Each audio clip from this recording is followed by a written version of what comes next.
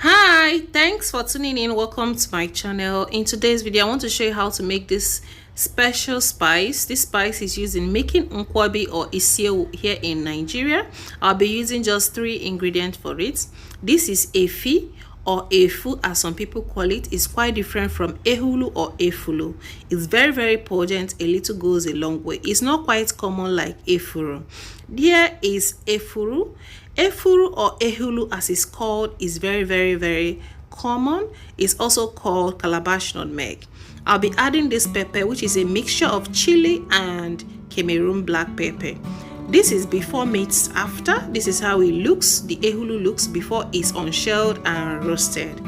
I'll be blending these 3 ingredients together to get the spice, the special spice which I told you is used in making Nkwobi and Isiewu here in Nigeria.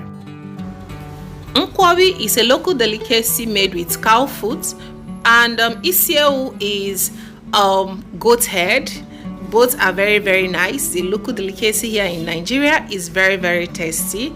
Have you ever wondered why you get in a good mood after eating Nkwobi or Isiewu? This spice is the secret weapon. This spice elevates your mood. It gives you it makes you excited and increase your libido, yes, and so many benefits. You can Google it and check it yourself.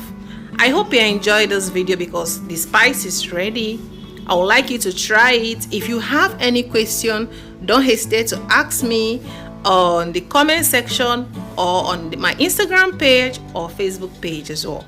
I hope you enjoyed this video. Don't forget to share with your friends or family. Don't forget to try this recipe, and see you in my next video. Bye.